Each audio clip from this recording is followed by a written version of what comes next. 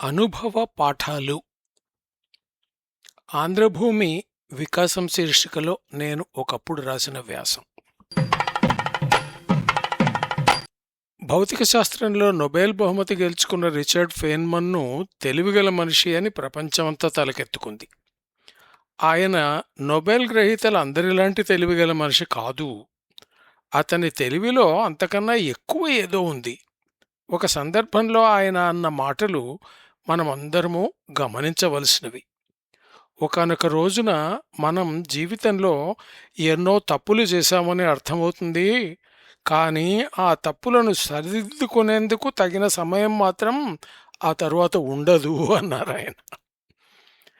అనుభవం గలవారంటే నిర్ణయాలతో మంచి చెడు మధ్యన తేడా తెలిసిన వారనే కదా అర్థం.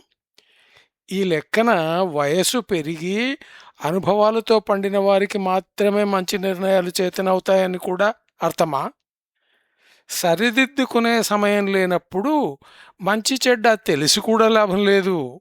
ఆ తెలివి ముందే కలిగితే మనకు మంచిది, మన వారికి మంచిది, ప్రపంచానికి మంచిది. అనుభవం అంటే వేచి చూస్తుండే వచ్చే పుట్టినరోజు లాంటిది కాదు. మెదడు తలుపులు మూయకుండా చిన్నతనం నుంచే ప్రపంచంలో జరుగుతున్న మంచి చెడులను, వాటి వెనక గల నిర్ణయాలను గమనించాలి. అప్పుడు తల పండకుండానే తలుపులు పండుతాయి. చిన్న వయసులోనే మంచి విజయాలు సాధించిన వారంతా ఈ పనే చేశారు. విద్యలో పావుభాగం కాలం నేర్పుతుందని ఒక మాట ఉంది. అది ఎంతకాలం అన్నది మన చేతుల్లో ఉండాలి. వయస్సు పెరిగితే గాని అనుభవం పెరగదన్న పద్ధతి మారింది. చిన్న వయసులోనే పెద్దవారి అనుభవాన్ని సంపాదించుకోవాలన్న నిర్ణయం ఉండాలి.